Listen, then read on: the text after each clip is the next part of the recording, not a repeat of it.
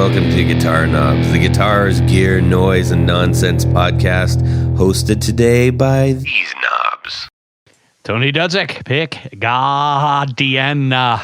Jared Brandon with Brandon Wound Pickups. Hey everybody, it's me, Todd Novak. Welcome to the Guitar Knobs podcast. We are thrilled to have you along on the back, actually on the handlebars of this bicycle. This little BMX bicycle that we call... A bicycle built for four. Yes, that's exactly. Right. That would be an all-time hilarious thing to go bar hopping on a what do you call that? Like a quad. On a 3-person bicycle. What is that called? A tricycle. A tri-tandem? Yeah, I've seen them. I don't know how we'd get you guys on that thing, but aren't they in England though? And but you could take two bicycle built for twos and put them side by side. You could and weld them together that way, or a side hack, a quad cycle, quadricycle. Yeah, quadra. Anyways, I'm going to invent that. Do that. Okay, John, we'll pick you up and ride you on handlebars. Okay. Yes. All right. Guys, we're going to have an awesome time tonight. We have a special guest. I've already sort of slipped that to you already. Who are you, special guest? I'm John Maghini from Maghini Guitars. Hey! All right. We are happy to have you along for our show tonight.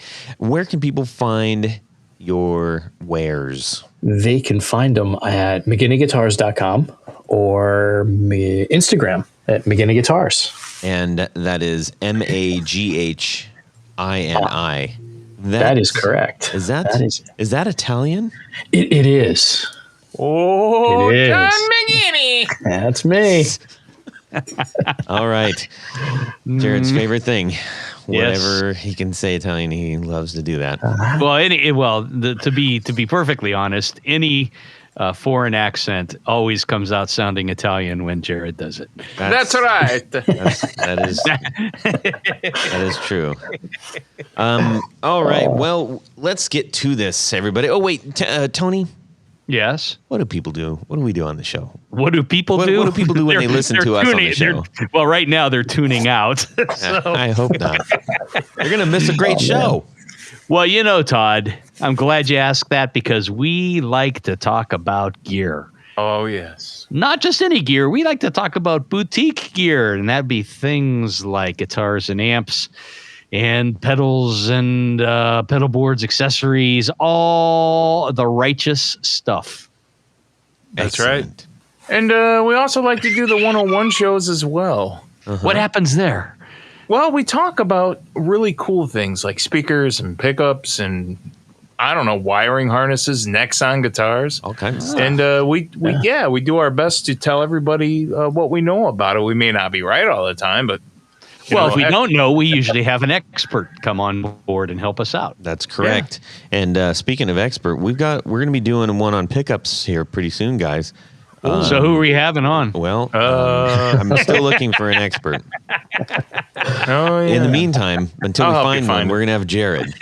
And I'll do it. Yeah, thanks. I appreciate the first standing in on this. Please send us your questions. Anything you want to ask about pickups, we're going to tackle it. Okay. Yep. And we're not going to just, we've already done really early on. Actually, that was some of the first stuff way back before Jared was officially part of the show. After that, I'm like, man, I want you to be here all the time. I was like, yeah. So we're going to answer all kinds of questions, and it's going to be a blast. So please make sure that you send your questions in. Todd at theguitarknobs.com will work. You can send it there. You can also DM on Instagram at guitarknobs, and we'll get to answering things. In the meantime, gentlemen, we've got a show to do with Mr. John Maghini of Maghini Guitars, and I'm really excited about this. So, don't we have some people to thank? Well, what? Don't we have some people to thank? Yes, we do. We usually do that at the end, but let's thank these people right now. Road! That's right. Road Mics for providing this awesome equipment that we have in front of our faces right now. The Rodecaster Pro and the Procaster mics, doing it every week. It's good stuff. And they've got a lot of new innovations that they've been working on. It seems like they've got a new release of a new product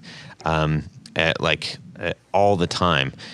So make sure that you're checking that out, because especially now, a lot of people who are listening are either recording themselves for their own music or a band, or demoing, or doing whatever, even in their professional life or whatever. So they probably got something for you.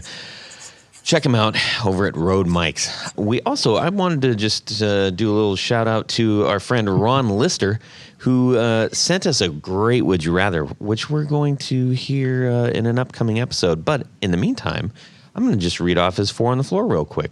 Cool. He's calling from Lac La Jaune, British Columbia, Canada. I'm probably sure I messed that up. But his number 1 is an Electro Harmonix Big Muff Ram's Head reissue. I mean, hard to make those sound bad. That's true. I probably could, but... yeah, you could. The number 2 is the Ernie Ball Expression Series Tremolo. So I guess that would be Expression Series is probably, I'm guessing that's a pedal format. I mean, like a rocker pedal format. I'm guessing. Yeah. I'm not familiar with that one. I'll have to look that one up. Yeah, look it up. And then number 3 is the Walrus Audio ARP 87 delay. And every time I see that, I always say ARP. I'm sure everybody does, but that's a really great delay. No, I've heard that one in person, played through that in person. It's mighty fine. Also, the Walrus Audio AC-S1 amp and cab simulator. Cuckoo, cuckoo. Oh, Very interesting. So that's an interesting board right there. So thanks for sending that in, Mr. Ron Lister. cool. And we encourage everyone else to share those with us and to share the Would You Rathers, which we got a real good one coming up later. All right, everybody, let's get on with what's going on in our music worlds. This week, we're going to swing by Tony's house, and then we're going to go visit John Maghini. Oh, Cool. Well, this week, thankfully, and I appreciate everything. I have written up more orders the first 4 days of March than I have ever done since I've been in business. Wow. It's just coming in gangbusters, and I love it. I mean, the only downside is we're running a little bit behind at the shop, but we're getting stuff out as soon as possible. So anybody out there that's listening and you have something on order, there's a few of you I know, please be patient, and I will get it out as quickly as possible and as good as possible. But yeah, that was just something that just struck me today as I was at the post office picking up another 6 or 7 packages, and I'm just so thankful for it. I mean, because I have a lot of friends who are doing half of what they used to do, and that's it's a blessing. So thank you very much, everyone out there. Right on. Thanks, Tony. That was inspiring, enlightening, and not a total waste of our time. John, You hurting my feelings. No, I said it wasn't. Yeah, I know when you're being smartish. All right, John, what's going on in your music world? Besides guitar building, surely you must have something going on that you can share with us. Oh yeah, man. We adopted a 9-week-old puppy. Oh boy. Wow. Yeah, it'll keep you busy. Oh yeah, and up all night. So Oh my goodness. it's been fun, for about a week. I think it's been a little over a week now. So, What kind of puppy? Oh, it's a Yorkshire Terrier. So Oh. it's all of 1.6 pounds of dog. Oh my goodness. Yeah. That's a Toto dog, isn't it? That's Toto. Yeah, I think so. So it's new. That's fun. That is certainly new. Is it going to Yeah. be a shop dog or?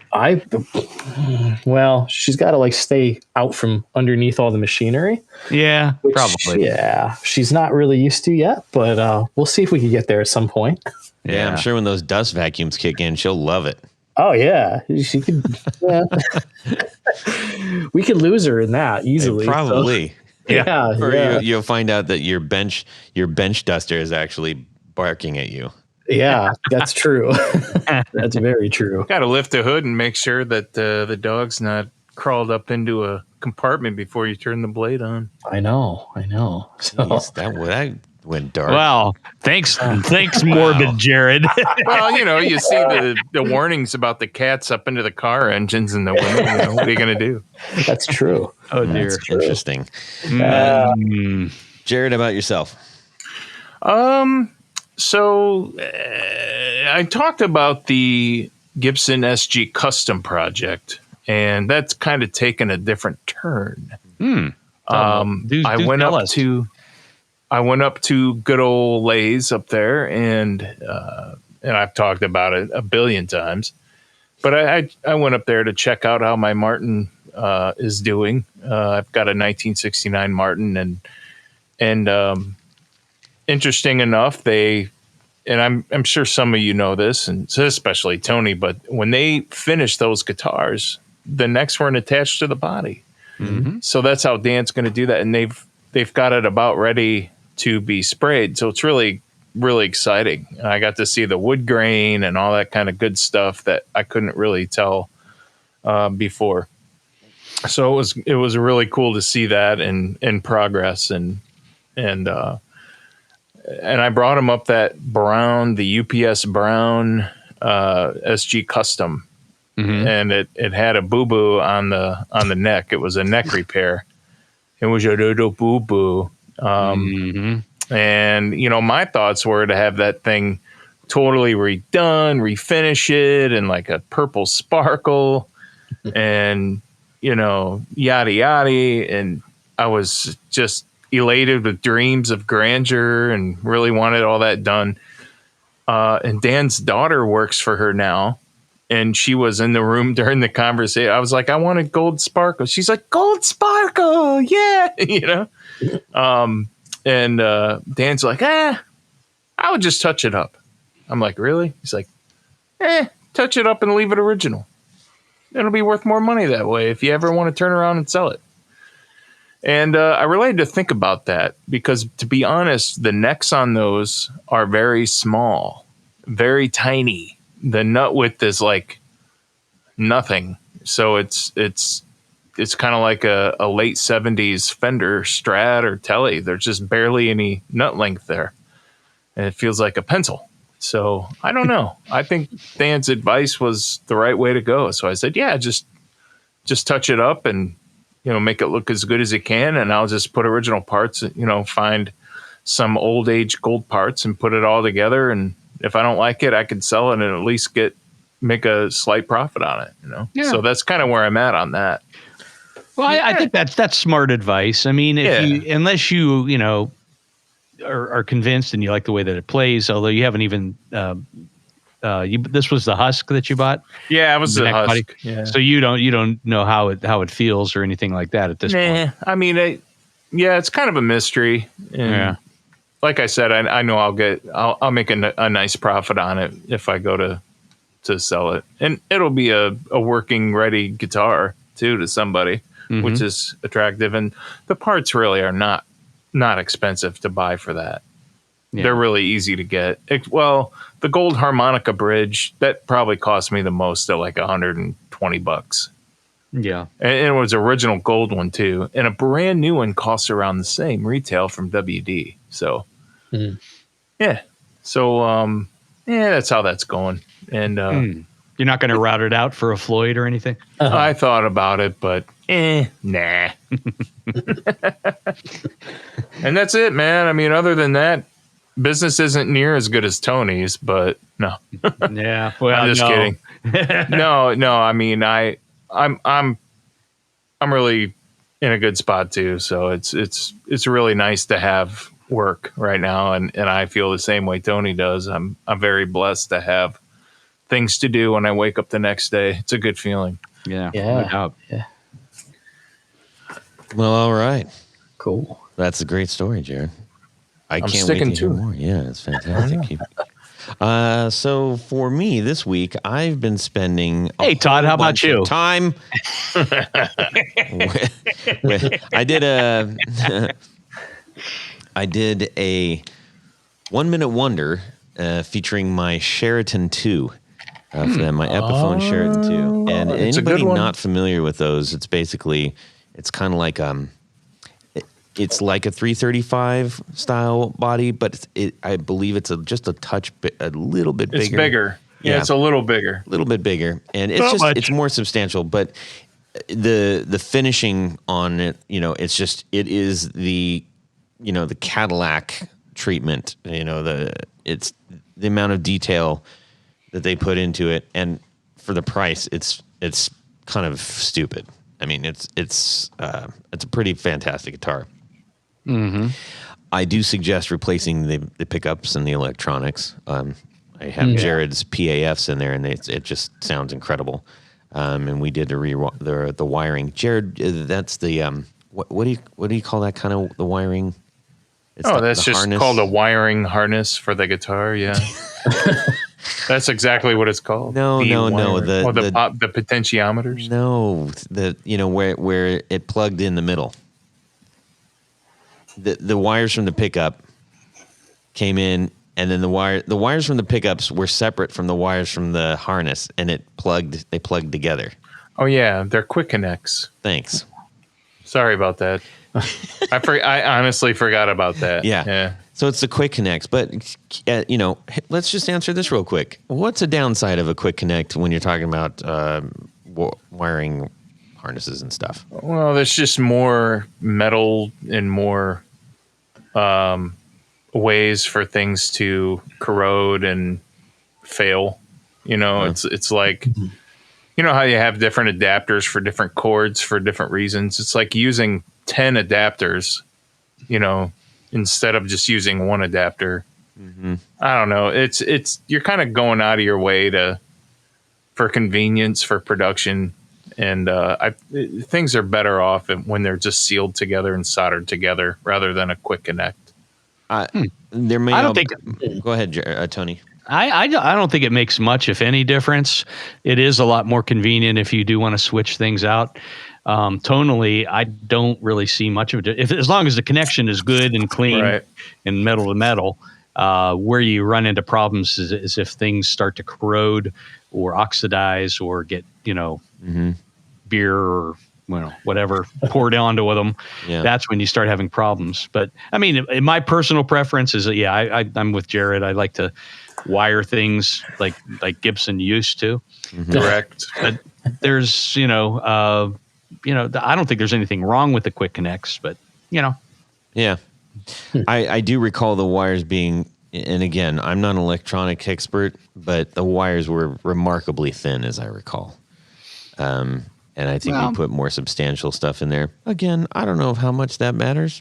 Maybe it doesn't at all. I don't know. But I know that I feel like it sounds a whole lot better now, largely due to the pickups. But anyways, point being, for this particular 1 minute wonder, I decided, hey, I want to pull out the Sheraton 2 and play that. I had some newer strings on it, and it's such a great playing guitar, and I haven't played it in a while, so I was like, dang, I'm gonna keep this down here in the basement and play this all week. So I've been having a good time jamming out with that.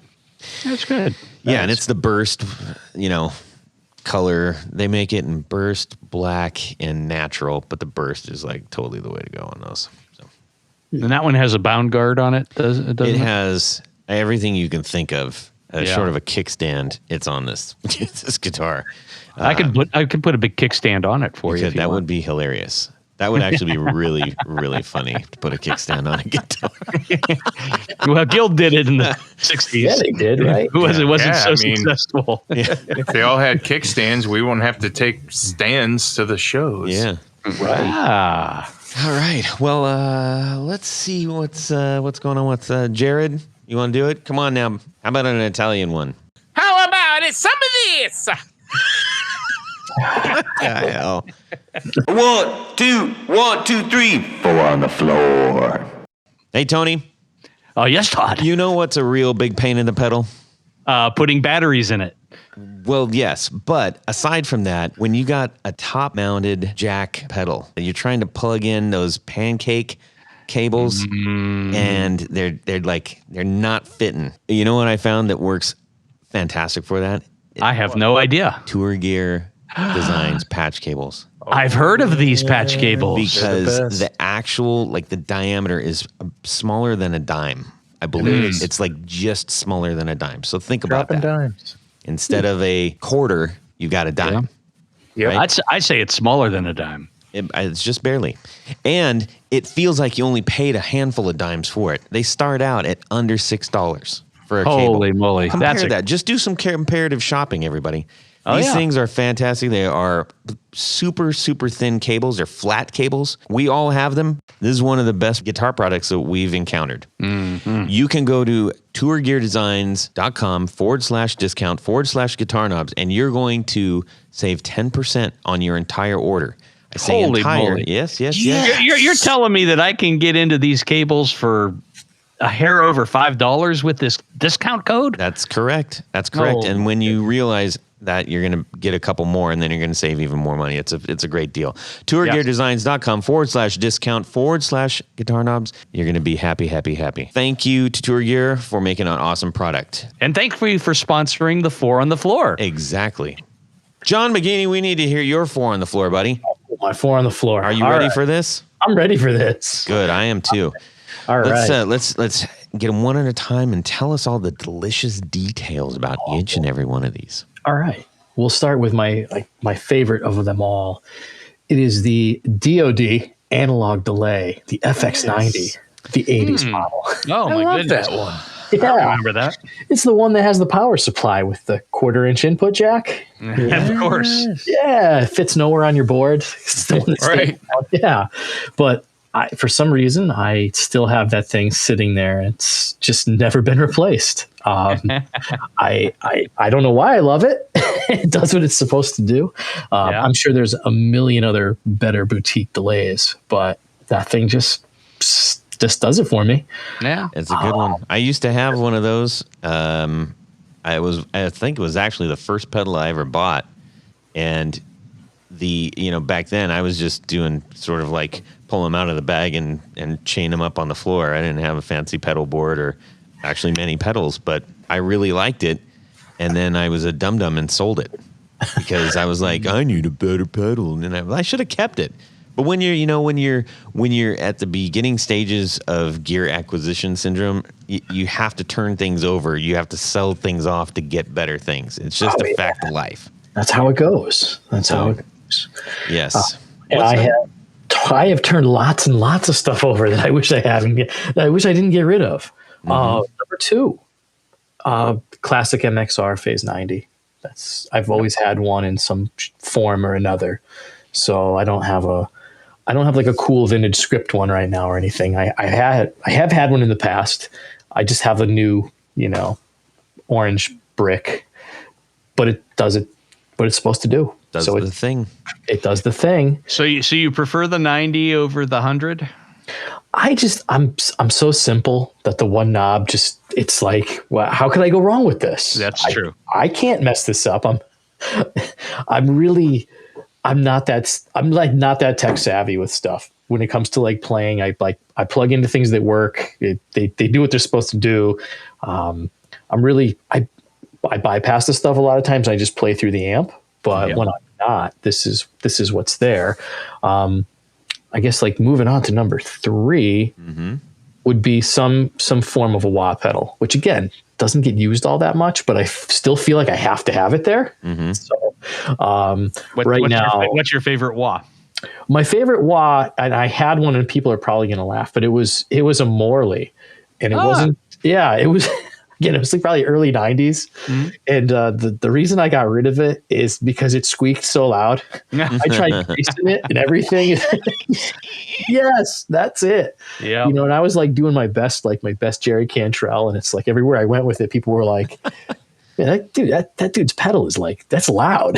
It's not. So I scrapped it in favor of a Crybaby, but I I'm going to scour reverb. I'm going to go on reverb tonight. Oh, there's loads of them, man.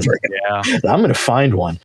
I just had no idea. So I'm like, wow, this is terrible. Like, just bring it to the guitar shop and trade it for something else. And yeah, I have heard from other people. I haven't personally done this, but when they have decided, oh my gosh, you look down and you see that giant gear and it's got like hair and crumbs and all kinds of stuff and then they're like, oh, this is disgusting. I need to clean it. Well, the problem when you clean it, if you don't re-grease it, yep, then it's even worse. It's even worse. Yeah, and nobody has a tube of white lithium grease sitting in their house drawer. Yeah, it's just not. Jared does. Jared does. Oh, that's another story. Yeah, different story. So, what do you got for number 4? Number 4, I have a classic 808. That's the Analog Man. Mike did the classic mod on that, and because he's local, I have actually been down to his place and got to hang out before and see all the cool stuff. And again, like fumble around with pedals that I have no idea what they do, but he does. And I bought that from him. And I think it's been like 20 years that I've had that. Wow. Oh, wow. So that's probably an early number then. Hey, it probably is. Yeah. Well, that's where you can mortgage your house with that. Jeez. Oh man, I should look into that. I've never thought of that. Yeah. That sounds good, man. That's a nice little lineup. That'll get you some rockin' tunes for sure. Oh yeah. Excellent. Yeah. What amp are you favoring these days? Oh, a little silver face champ at the house. It's nothing major. And then I've got I've built something a little bigger, the workshop. They'll run like a little orange and an old custom cab that I have kicking around. Is that what you test on? Oh yeah. A lot of times. Well, I use the champ quite a bit because it's it's not overpowering. I could really hear stuff, but when I really want to drive everyone crazy, run it through the big amp. Awesome. Yeah, that sounds good, man. Well, speaking of your guitars, that's why we decided to have you on the show.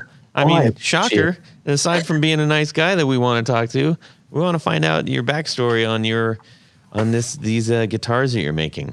Oh, thank you. Yeah.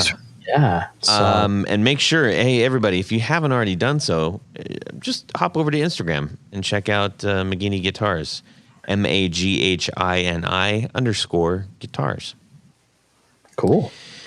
So you have a couple of, at least 2, sort of like key models, right? Yep. Yeah, why don't you tell us about those? Sure. So they're both a very retro styling that I've been kind of working on for a number of years. The Satellite and the Zenith. They're both relatively straightforward. You can tell that my background, some of the instruments I really enjoyed were like Telecasters and Fender instruments. So that's sort of where I come from, my background. So they are 25.5-inch scale, bolt-on construction, but that's kind of where it ends. And then everything else sort of falls into different pickup combinations and just being able to be a little bit more creative with the platform than just doing say like a Tele or a Strat. Or a Strat-a-Tele. Ha! Yeah. Ooh. I have one of those. I have some of those too. So yeah, what would you say if you could? What was your inspirations? I know you said Strat and Tele, but you're clearly bending beyond that. Like, what are some of the other things that have influenced you as far as your stylings go? Oh yeah, definitely. I mean, well, for one, it's like the Fender offsets, the Jags and the Jazz Masters and stuff were a big, before they were like the in thing that they are now. They were always really, really appealing to me, as were like the Japanese guitars from the 60s, the original Ibanez stuff. And they were just basically copying the offsets and the American Fenders. But, the more modern stuff, I think some of the builders that I definitely look at as, inspiration to me, stuff like, Saul Cole and stuff that Dennis Fano's done and Novo Guitars, things like that. Really kind of pushing the envelope of traditional, like a vintage appeal in a modern instrument. So. It looks like you have an affinity for the German carve. That too, yeah. I was able to bring that into the mix. Like that's cool. Thanks, man. When I first started, I was doing like set neck carved top guitars, like 20 something years ago for a short time, and that was definitely a fun thing. But it was kind of a saturated market for that at the time because there was PRS and a handful of other guys that were like coming up behind that. So I quickly moved away and did a bunch of other things. And then when I finally got back to it was like, I want to put something together that's pretty unique. I don't want to just do something that's, cookie cutter that everyone else is doing in terms of styling. So I just started to sketch stuff out and came up with these two as like sort of the two basic models that I wanted to launch with and stick to that. So, yeah, well, I think the nice thing is, while both of these models kind of look familiar, they are very unique, and especially I think you do, make some changes with the pick guard shapes and obviously the pickups and things like that. So I think it's a really cool. There's the tricky, the sweet spot to find something that's familiar and comfortable to people. That's not that much of a departure, that they want to, they're like, no, I would never play that. Exactly. So I think both of these models that you talked about are in the ballpark where people say, yeah, I think I'd like to play that. Oh, thank you. Yeah. That's kind of the feedback I was hoping to get. And it's been positive. They're definitely, like I said, there's a familiarity to them. The feel, neck shapes, things like that. I'm not getting, too far out. There's, it's really within spec of what a lot of other people are doing. So it's a comfortable feel because you do get a lot of that. You get guys that are like, well, they're not going to go to a music store in the Midwest and get to play 2 or 3 of them. So what does it feel like? How does it compare to this or that? So I find to say to somebody, well, if you know this particular model or that of a certain Telly or certain year of Fender, you'll find this is pretty comfortable. So that's yeah. Curious to know when you're choosing parts and stuff. Like when you started out, what was sort of the process of honing in on the final parts that make it onto your guitar? Well, it was for me, I knew I wanted to start with like the Telecaster style bridge because I really do like that. Now there's so many choices in saddles for 3 saddle bridges that are compensated. So you get really good intonation and also better quality materials. So that was one. I picked a bridge that I could work with and kind of off of that started to look at, do I want to do a control plate? I want to offer it with both, with or without. I also wanted to go like with Kluson hardware for the keys and some of the other components, just because it's such an iconic brand, even though it's not made in Michigan anymore and all that. It carries that, to me, that vibe that all of the best golden age instruments had. And it's WD. Guys are really, they're stand-up dudes. They've been really good to me over the years. Every time I hear Kluson, I can't not think of Clouseau. Pink Panther. And every time I think of Clouseau, I think of, what are you doing, you fool? That's a priceless Steinway. Not anymore. That's so great. Anyways, boy, and everybody's like, what's a Pink Panther? Yes. Go look it up, everybody. Yeah. I'd love to just kind of get into some of the choices that you made on your guitars, because I think a difficult thing for people to do, even those who aren't building, is to have that sort of editing restraint. When is too much, and when is this doesn't work, but you kind of want it anyway, and sometimes it feels like it's difficult to find that editing voice. When you do see somebody who's done that, you're like, it feels different. It's like, oh, that's just enough. That's just right. The right choices were made. does that come natural to you, or is that something you've had to work on? Well, I mean, if you feel like I have some, like you look at mine from that perspective, that's awesome. Yeah. I look at it like, I don't want to date myself as an old guy who has like no sense of style or something, it's like too far is too far. I try to be, I guess I look at it like to be as simple and effective as possible, but I can definitely get into that, like pile it on there and look at it the next morning and be like, oh, what was I thinking? Like, that's just, that's not cool. Well, I'll call out a couple things. I think personally, I actually really like clay dot inlays. I've noticed that on a couple of yours where, you've got sort of a metallic finish, and it's kind of, everything's spacey and retro and stuff. But then you've got these really subdued, clay dot inlays. I'm like, that's a nice editing choice right there. Thank you. Putting the pickup toggle between the knobs. I'm like, that's a great place for that, because you're not going to... I've had to take off toggles. I've had to tape them down. I've had to switch them out for rockers because I end up hitting them all the time.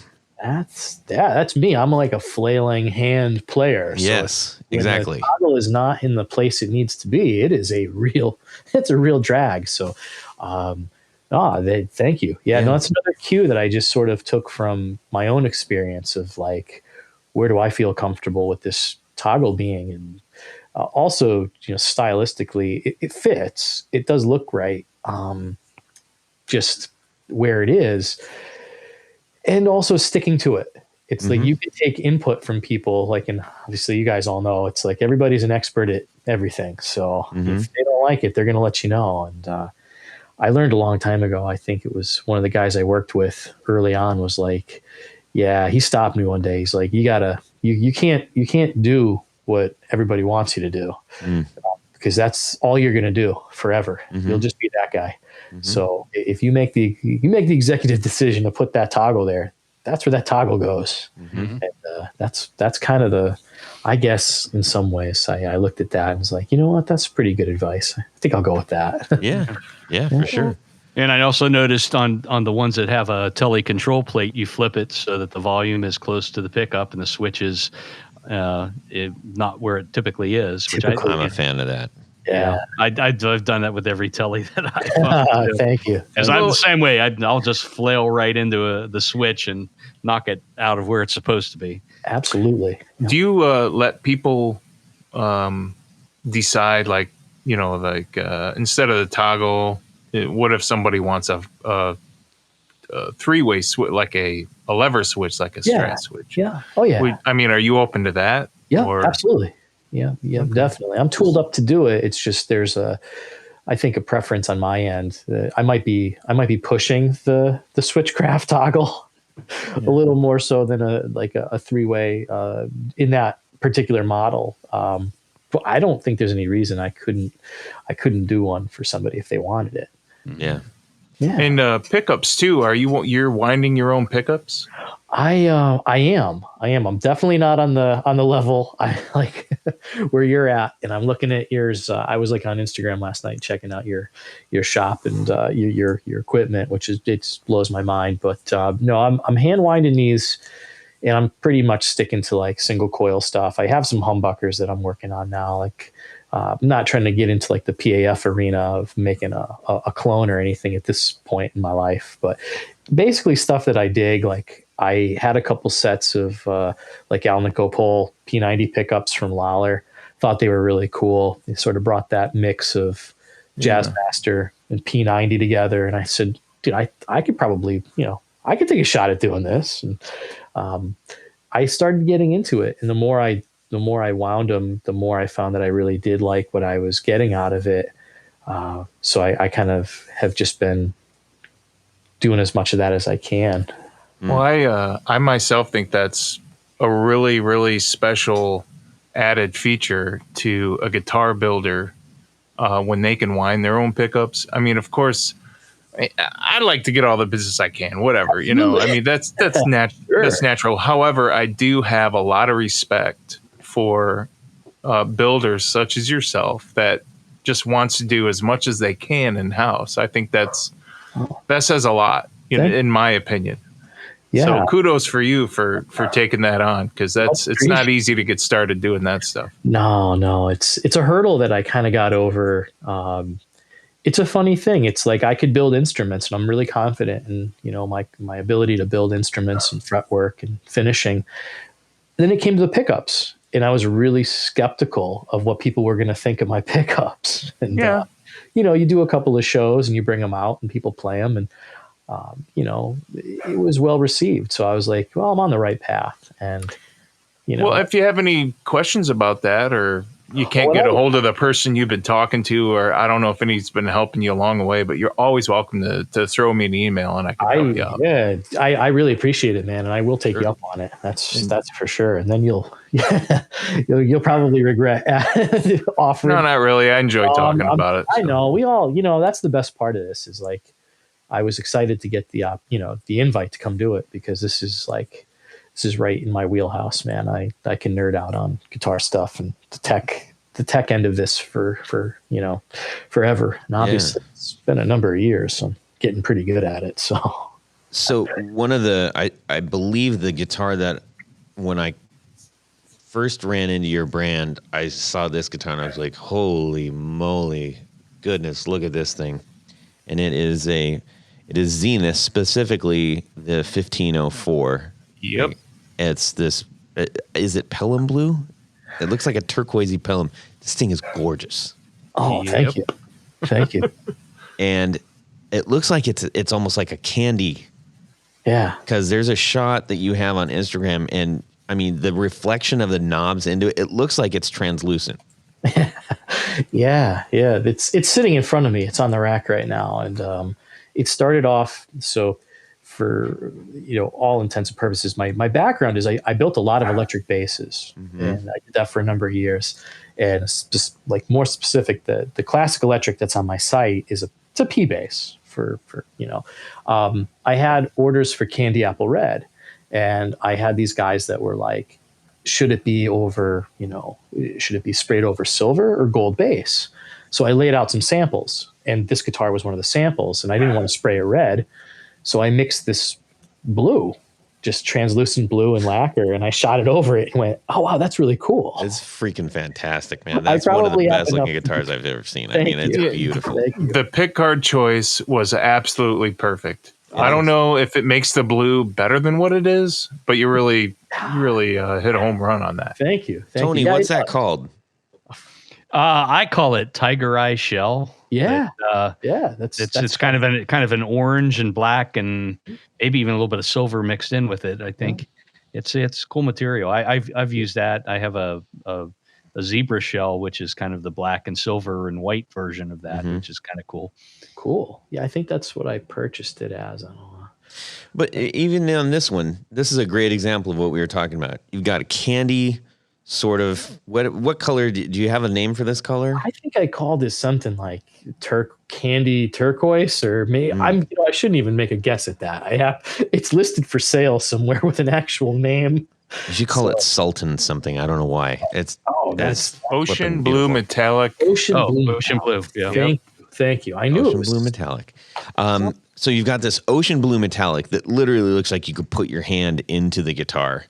And then this insane tiger eye shell, which this orange, pearly, black, inky pick guard. And then you've got sort of classic off-white pickups and knobs. Yeah. Which if you went metal on those or something, it would just take everything over the top and it would be too much. And that's what I mean. It's like, man, I appreciate the choices that you made on some of these guitars. Thank you. Yeah. What kind of knobs are those, Todd? Volume and tone. What up? They cupcakes knobs. I was just going to say that. Yeah. I was thinking food. I was thinking food myself. Yeah. Brownies for Jared. They're brownie knobs. Or peanut butter cups, the little ones. Yeah. I think I have some that look like peanut butter cups. I have some other ones that are really cool too. Yummy. What's your of those two? What's your favorite model to build? Or do you have one as kind of one of your I favorite? enjoy doing both of them. I really do. Probably the Zenith sometimes because it's just a little, I think, less traditional. Like it just has that squared shoulder shape to it that when I'm building them for somebody, I'm like, yeah, there's something about them. They get it. Yeah. It's a special looking guitar. It's unique. And I think that's one of the hard things to do is make something that's unique. Yeah. It's a good time in the industry, I think, for like unique right now. I think it's more accepted than it was like 20 years ago. I feel like it's a really good time and place to be doing this. And, well, one of the things that makes that easier, we brought this up on the show, and I'd love to actually get your thoughts, which is why you're on the show. But I think before the influx of so many boutique builders, or at least the access that we have to, the access also gave way to more, and then more gave way to more access. So it was like, slowly the mountain has built. But before that was really the case, whatever guitars were in the shop is what at the local big box or whatever, that was the range of guitars. So somebody that came along, if you happen to find one, I used one at a guitar shop or something, you're not gonna slap down your money on something. You're like, what is this brand? Is it good?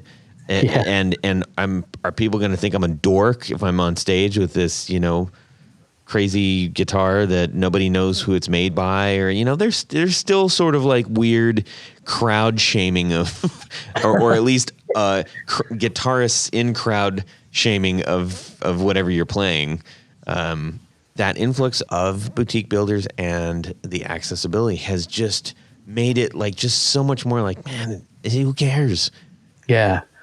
Yeah, that's a really cool way to look at it. Because, in fact, it's kind of cooler, to be honest. Yeah, no, I agree. It's that's definitely a positive for the industry itself as a whole. Because I hear all sides of things. It's like, oh, the guitar industry's dead, and I don't see that. I mean, I don't want to see that if it was true, but I don't see it that way at all. I think maybe the iconic Guitar Hero thing of like, the 70s and stuff, and maybe even 80s. And for me, the early 90s is definitely changed, but I think that the interest is still there. I'm staying busy, so obviously somebody's interested somewhere. The other aspect of that is before you got a guitar, and that guitar may be just like, 10,000 other people have. Right. And as soon as people said, wait a minute, I can have something that's unique, and I got it from the person who actually made it and probably actually helped to make a few design choices on it. That's why we love this stuff. And that's where art meets function. It's one of the rare things in life that you really do get to do that, especially for something that you are going to cherish and is going to be special to you. Absolutely. Absolutely. It's a huge part of that. And I think that's, for me, I'm really fortunate that for some days I feel really fortunate that I've put a lot of time into it. So I'm at a point now where I feel, like I said, like I'm confident in, what I'm capable of doing, and seeing the reaction people have to the, to that process and the finished product is super rewarding, because as knows, it's like not financial, rewards in the end of this, that's for sure. But, not going to get rich doing it. But the upside is just how much enjoyment I get from it. Mm-hmm. So, yeah. Are you doing all your own painting? I do. Yeah. That's a whole nother special headache that I've decided to take on. But, I have for years, and I've gone back and forth with, do I want to continue to just kind of push forward with sticking with traditional, because everything is nitro, and it takes time. Mm-hmm. So there's that whole factor of getting that worked into the schedule, but I'm stubborn. I'm pretty used to using it. So I'm fairly, I feel like after 20 something years, fairly decent at it.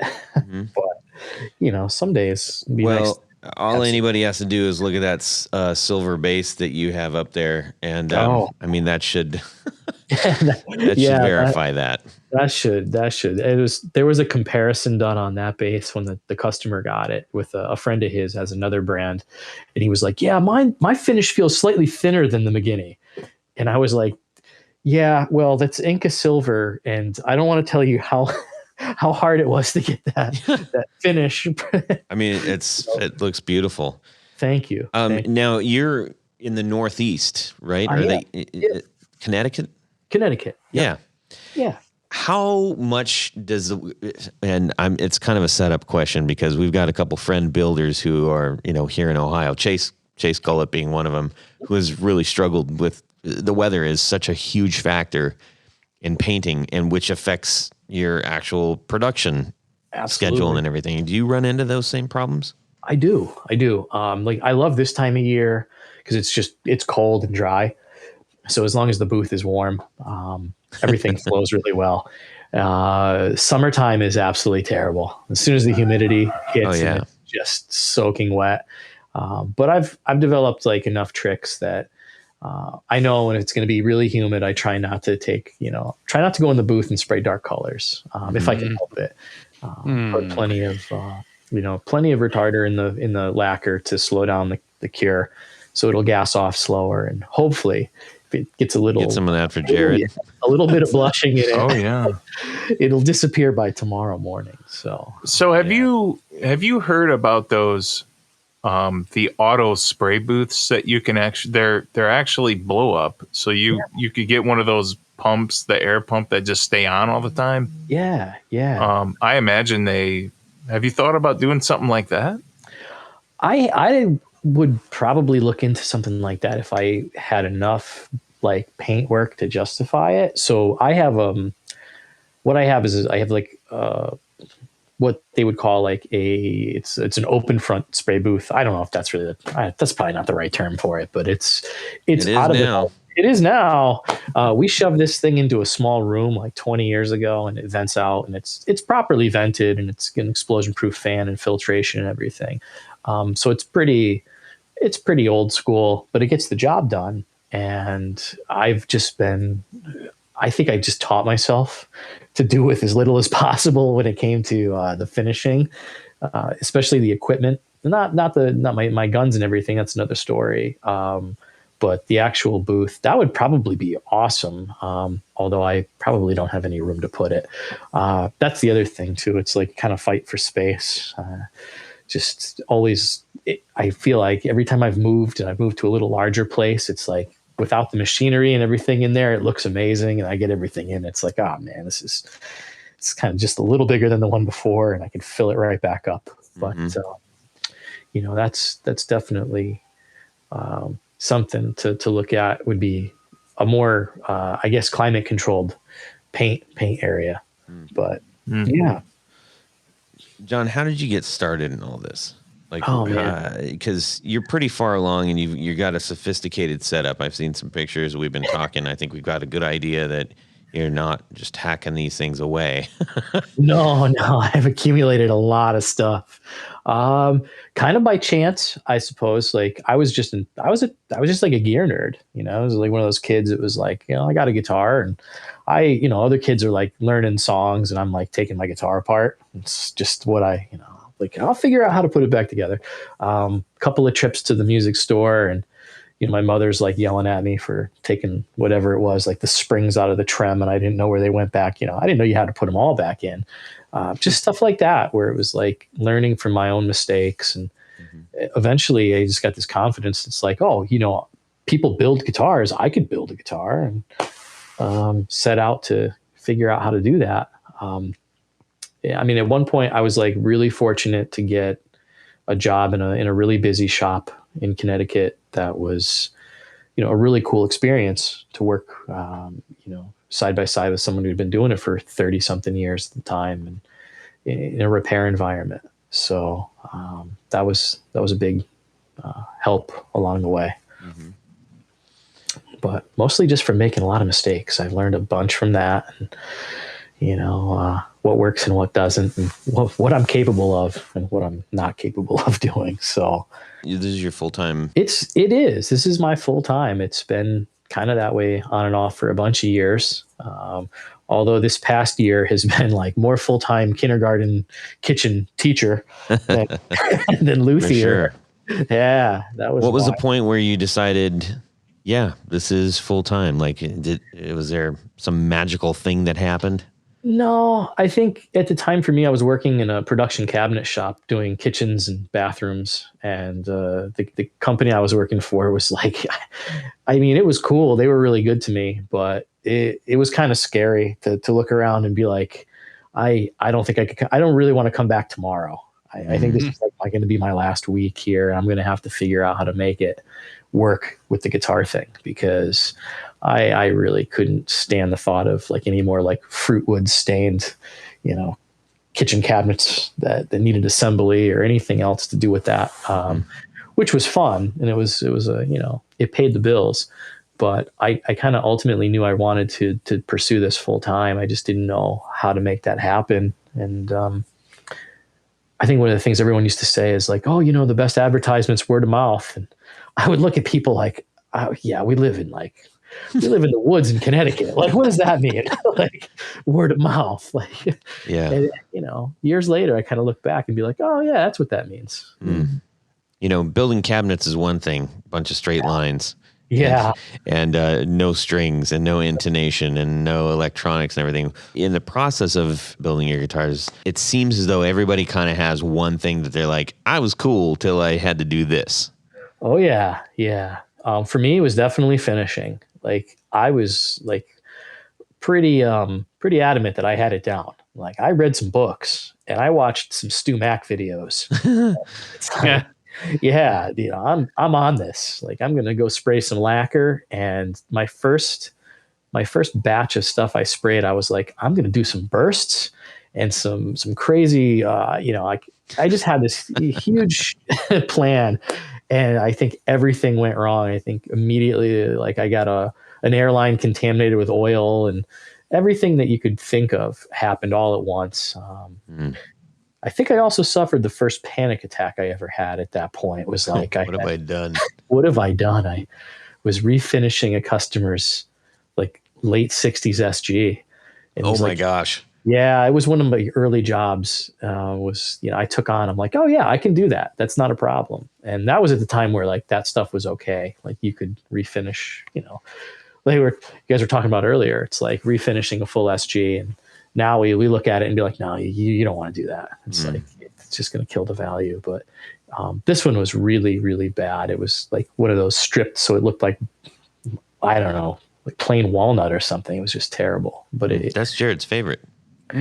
Those seem to find their way to my shop a lot. But this one went back to cherry red, and it came out fine. But I was getting like this pinhole effect in the finish in the top coats, and it wasn't showing up until I wet sanded it, and I didn't know what I was doing. I couldn't figure it out. And it was. Is that the same thing as orange peel? Well, the orange peel is actually just the finish. Like, if you're pushing air with the lacquer out, you're actually sort of rippling the finish. And that happens. That always happens. So you can flow it out. You learn to flow it out a lot better as you go. This was actually a result of me holding the gun too close to the guitar. But I didn't learn that for like another 3 years. So for like 3 good years, I just went like, it was hit or miss. Like, every few I would get this, it would show up in the darker colors, and I'm like, I don't know what I'm doing wrong. And finally, I don't know if it was someone saw me from a distance and they're like, hey, you know what? You're way too close. Or I put something together, because again, I don't think we really had as much, YouTube, and we didn't have YouTube then. This is it's going back. Like, I'm dating myself like I'm some old dude. I'm like, I'm not that. But we didn't really have. We're all pre-YouTube, so that's cool. No worries. Good. We're all on the same page with. We learned from books. Yeah. But I just learned from, like I said, it was like kind of a lot of just learning from mistakes. And as I got a little better at it, I would like, definitely not going to do that again. And there was that whole, I might do that again if I think it worked. And that one I'm definitely not going to do again. And that kind of stuff just sort of happened in the early days. So you've been doing this several years, and one of the things that we just truly get happy about is when we find out that somebody has decided to go off and try this on their own, whether it's building pedals or building guitars or building amps or whatever. And we've gotten a lot of email saying, well, we finally did it, and I'm deciding I'm going to try this. And honestly, I can't even explain how awesome that makes us feel when we find that out. It was never our goal, but it's like, wow, there have been several that have. Knowing that somebody out there maybe just has been itching to get out there and go like, I'm going to build one myself. I want to try this. Can you just give maybe a word of advice? Oh yeah. I mean, let me think that through. Well, if they have already tried spraying a guitar and they're getting that pinhole thing, now they know that they're holding the gun too close to the finish. Yeah. There you go. I would say, really just, it's hard to sum it up. Like, just go for it and do it. I mean, you're going to make mistakes, but I mean, that's just natural, and really put the effort in. I think that's a big thing, is like people get to a point where they maybe get a little bit like, whether they back down, they're nervous that it's like not going to work out for them or whatever. Just, push through it and just keep going, and really, really work hard to try to like really get good at what you're doing, perfect that part of it. And a lot of times we come out at the end and find that it might not be for you to do the whole thing, but there might be some part of that process that you're really good at that can turn into something too. So, yeah. Well, I think that's something to consider. And we've talked about this before, where I think more and more people are being open to saying, I can still create something and I don't have to be the best at every aspect of that something. And I can ask someone who's better at that something to do that something. You know what I mean? Yeah, absolutely. It's very freeing if you've got a great idea and you say, I know what this thing looks like. I've seen it in my head. When I go to sleep at night, I dream about this thing. And I think I could do it except for this one part. I don't know that I could create a neck. Well, then don't. But build the rest of it and get a neck, or call somebody up who's been on the show and say, hey, can I get a neck from you or something? And I think that's a big hurdle when you're looking at building an instrument, building a guitar. That was for me. That was like a thing that when I was really young, like high school, I was not so confident in the ability to make a neck. And I don't know why. I look back on it, it's like, so who cares? So what? The neck sucked. Big deal. It's like maybe it didn't intonate or something when we were done. But I had that hurdle I couldn't get over until I got out and started to work in another shop. And then I was, my mind was put at ease. It's like, it's maple. You glue a fingerboard on there, and if you put the slots for the frets in the right place, it'll tune to pitch, and put the bridge where it's supposed to go. You're fine. It's just wood. And I kind of look back at it. It's kind of funny. It's like, yeah, it was. It was just a piece of wood. But what do you think most people starting out freak out the most about? Probably the neck. Because there's still I get a lot of guys that are like, they don't trust themselves to adjust their truss rods or anything, and that's fine, because that's a scary proposition on an expensive instrument. But for me, I look at it, it's like, well, it's not a big deal as long as you don't go crazy and break something. But probably the neck or wiring. I know a lot of guys are just like, and I'm sure you guys have all seen it. It's like you open up someone's guitar and it's like, what did they wire it with? Yeah, it's like, with a cigarette lighter. That's how it works. Yeah. Big solder gloves. Yeah. It's like you look at that and you're like, oh, that guy's got one of those big soldering guns. Oh, yeah. Yeah. He's got really confident with that thing. No. That's not the right tool for the job. Are you going to be planning on making any new models in the future, or are you sticking with your tried and true here? Yeah. I've actually been toying with the idea of bringing in a 24 and 3/4 scale. Actually, like it's really, I think I was looking at doing like a 24 and 5/8, which is the original, like the older Gibson stuff. I think. I mean, I have a couple that I think are in that realm of somewhere between 25 and 24 and 5/8 and 24 and 3/4. We call it the Gibson scale, I guess. But yeah, that's something I'm really excited to introduce. And whether it goes on to like the Satellite or a Zenith, or maybe something along the lines of like a Les Paul Jr. kind of vibe, that might happen in the next few months. So. Are you planning on any tremolo systems? Yeah, that's another thing. I have a couple of things on the shelf right now that I'm playing with.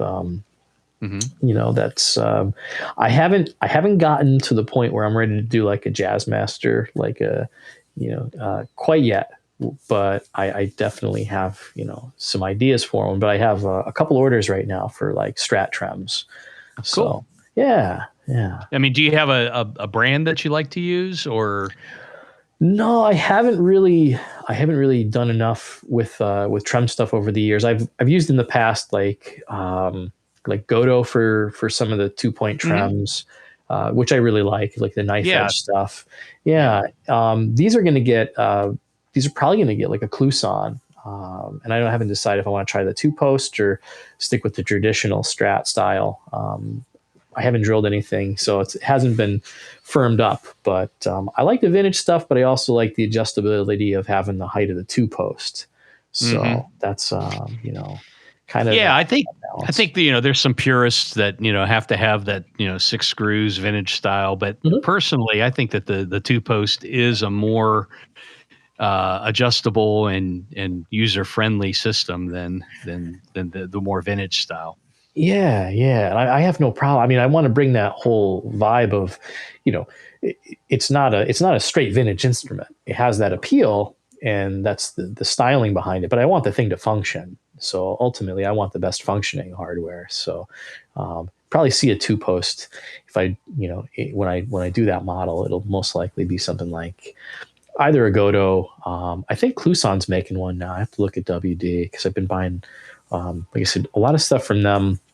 They've been really good throughout this whole last year about keeping as much as they can in stock. I don't know about you guys, but I found like a lot of the vendors coming into this, like March, April of last year, just sort of fell off the map. And then they came back on, and it's been large amounts of back order stuff. Yeah. For months. Yeah, as long as you don't need a Bigsby B5, that was my dilemma. Oh my God, they're still out.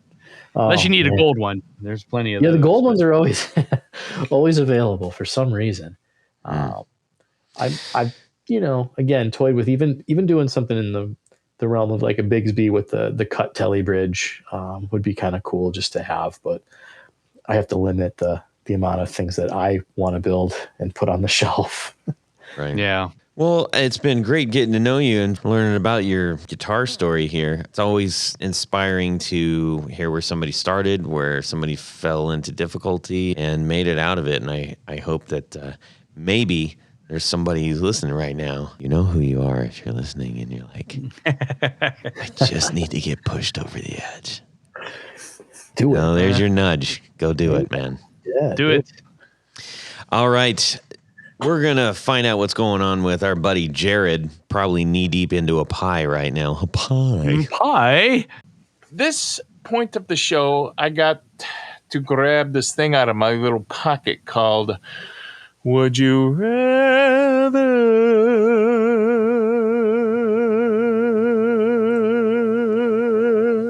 Whoa. Wow. This week's Would You Rather is from our old buddy Double B, Bruce Bacon. Yep, this one's a tidbit different, and change is okay sometimes, right?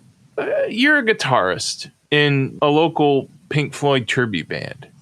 You already own your Dream amp, but its Achilles heel is the effects loop, which degrades your tone about 20%. So would you rather the trifecta version? A, stick with your Dream amp and continue to use the tone-sucking effects loop knowing no one in the audience will know the difference. B. Stick with your dream amp, bypass the effects loop, and run your modulation pedals through the front of the amp and deal with the limitations. Or C. Sell your dream amp and buy 2 lesser quality amps for a wet-dry rig, which makes your modulation effects sound glorious, but your core tone is slightly above average, and carrying and setup are more difficult. 3 choices. I don't know what to do with myself. So what you're saying is you can use the amp that you love and you love the tone out of, but you have to use the effects loop, which you feel is sucking tone. Yep. You can front load the amp with it going into the bypassing the effects loop, Which is limiting. Yeah. Yeah. Well, yeah. There are some amps that don't like that. And then the third option is to sell the amp that you love and then buy 2 amps that give you the more flexibility so that you can have dry and wet signal in each That's amp. right. Okay. And this is for a local Pink Floyd tribute band that you happen to be doing an There's awesome job. There's a lot of modulation, a lot of delay, a lot of stereo, a lot of knickknacks and paddywhacks. This is a curious case, and it's a real case that I'm sure a lot of people have to deal with. Anybody that's, I mean, just kind of like a big Marshall issue, isn't it? Oh, yeah. Okay, Bolonsky. Well, in my local Pink Floyd cover band called Call Me Sid, SYD. Is that the challenge? We got to come up with local Pink Floyd. Yes, cover you have to band come. names? Yeah, yes. Okay, That's part A of the challenge. Come up Okay. with the local. So Call Me Sid is mine. I think. I mean, I would probably opt for the 2 amp setup if I could know what the 2 amps are. You know, I wouldn't want to go and have to buy like 2 pig nose amps or something like that. But if they were decent amps and I wanted to get the full stereo panning effect, nothing comes better or closer to that, or sounds better in my book, than having 2 amps. So assuming that they are of decent quality, Call Me Sid is going for sell the amp that I have and buy 2 amps so that I can take full advantage of stereo and a wet dry kind of setup. Amen. okay. Let's see. Let's go to Jared. Yeah, my local Pink Floyd tribute band called Just a Little Pinprick. I will definitely go with C. I mean, Tony pretty much took all the reasoning and good explanation. I would just try to say the same that Tony says, but would just screw everything up. So, right. So yeah, I definitely, with all those effects, I definitely want my guitar to be totally stereo, delay, all the good stuff that you hear on the Floyd records, of course. Yeah. So definitely, I would go with the 2 less. To be honest with you, nobody in the crowd. I mean, you might have 1 or 2 gear snobs in the crowd out Todd. of the 3 people that are there. What? So Todd. So I don't really care what people think of my gear that are out in the. They just want to hear the songs that they know and have a good time. And want it to sound like the record. Pretty much, they're out of there. So, and I like the name of your band because it ties in with the whole vaccination thing. Yes. Nice. All right. Let's see here. John, you're up, man. Pressure's on. Pressure is on. I know. For my 4 pedals, I play through a champ. Yeah. I would have to go with the same. I would say 2 amps. If you could have your choice, something of, like you said, something decent quality, nothing, like a couple of solid state pawn shop prizes that are just bottom of the barrel stuff. Yeah. But it's a tough one. It's a tough one because you're going to get the guy in the crowd that wants to hear Freebird, and you better be ready to deliver. If you're at the end of the night. And the name of your Pink Floyd cover band? Oh man, I would. That's a tough one. That is. I'm sketching things and I'm looking at it, and I don't know if I want to go there. No, I'm gonna. I have nothing good. We'll give Should you. We let him slide. We'll let him slide since we'll let him slide. He's the guest. I appreciate it. Oh yeah. All right. Todd? Well, I'm definitely going 2 amps for sure.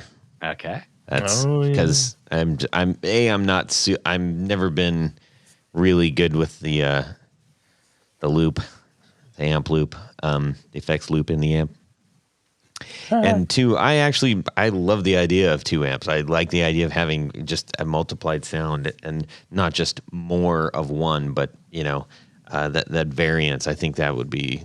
I do that with my own rig to a degree. So I did use 2 amps at shows just to get a true stereo effect sound, and it worked.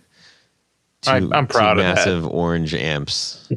Yes, and I'm proud of it. And it worked. Jared buys everything in 2s. Yeah, it's true. And everybody left there saying, even shoes. Probably nothing about my setup, right? But I don't care. And Todd, yes. What is the name of your Pink Floyd cover band? My Pink Floyd cover band is "Shine On You, Crazy Diamond Dallas Page." Oh, We're I like it. going to dress up like wrestlers while we Nice. play Pink Floyd songs. Yeah. That's excellent. So kind of a Los Straight Jackets meets Pink Floyd. Exactly. Beautiful. So there you God. go. I love it. I just have this picture in my head right now, and it's disgusting, but Indeed. Well, you can thank me, Tony, and then you can thank all of our awesome supporters. Why don't you hit us up with that? Thank you, Todd. You're welcome. At this point of the show, there's a special group of people that we love to thank for their support. These are our executive producers. Now, you may be wondering there, what in God's name is an executive producer? And even more importantly, how do I become one? Because I want to be in that gang.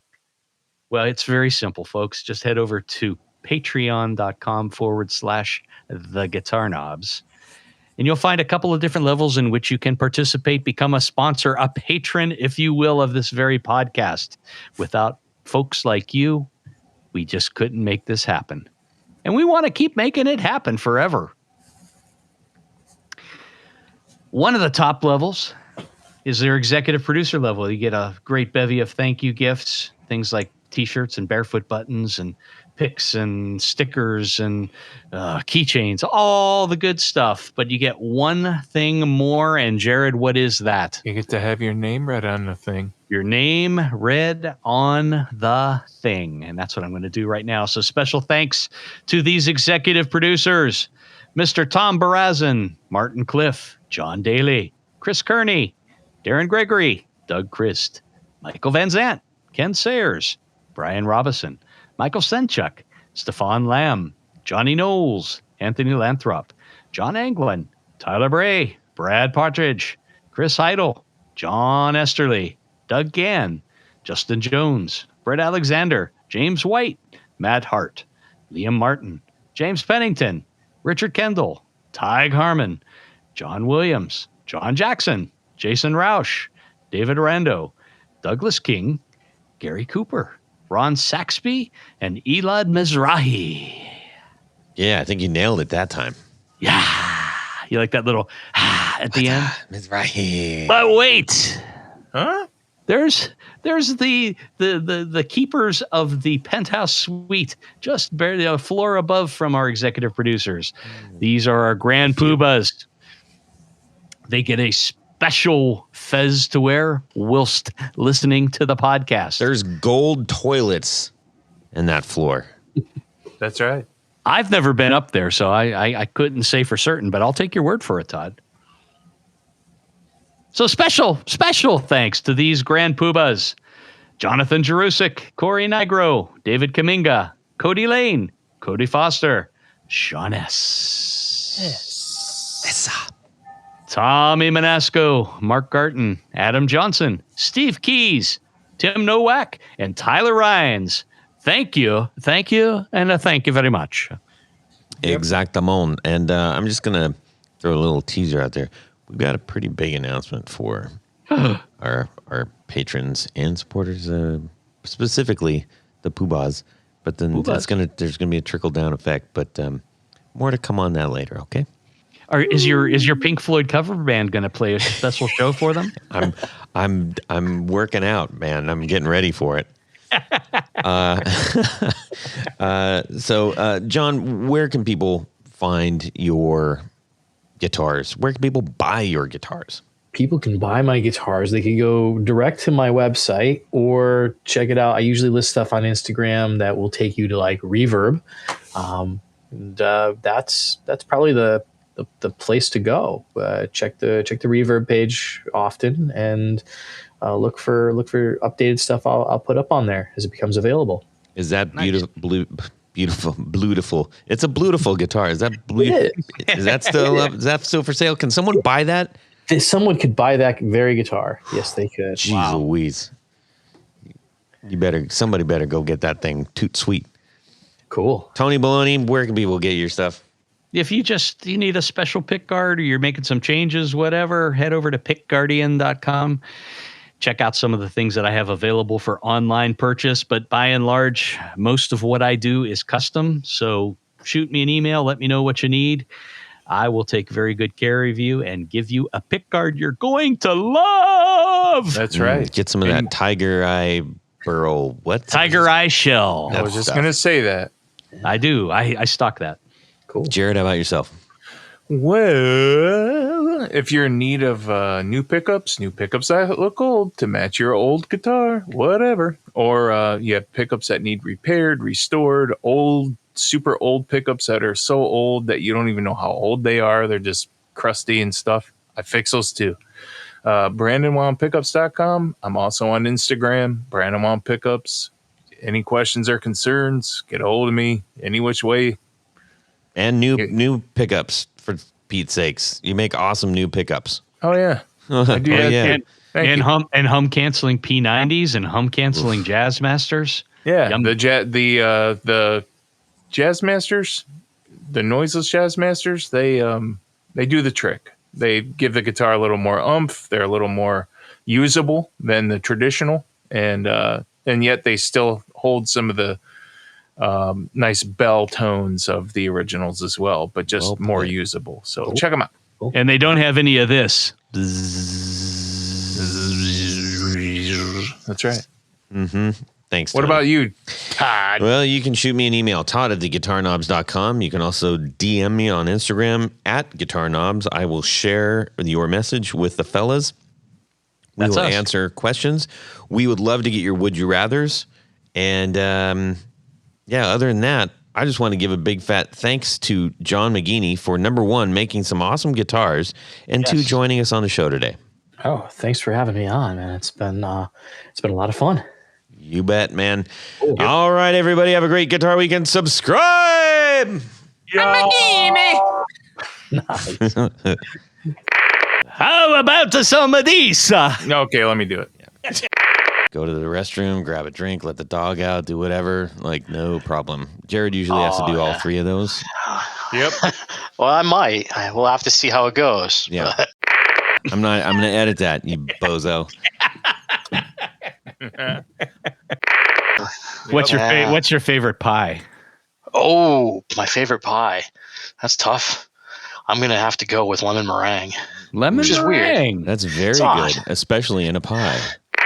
I don't have any idea. I made of cheese.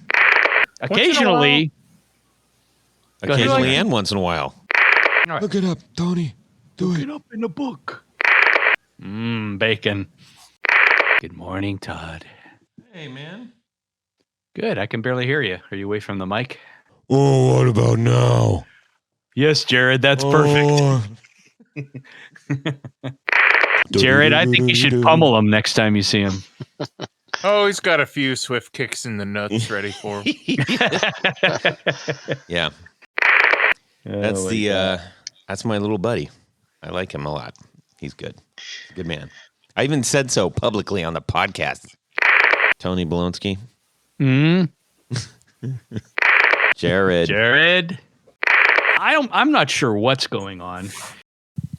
Well, that's it for these knobs. Please visit our Patreon page at patreon.com/theguitarknobs. Visit our website at theguitarknobs.com for all of our past episodes, 4 on the Floor blog, and other good stuff. You can connect with us on social too at our Facebook page and share your gear and stories on our Facebook group. Also, be sure to check out our Instagram at Guitar Knobs. Catch you next time.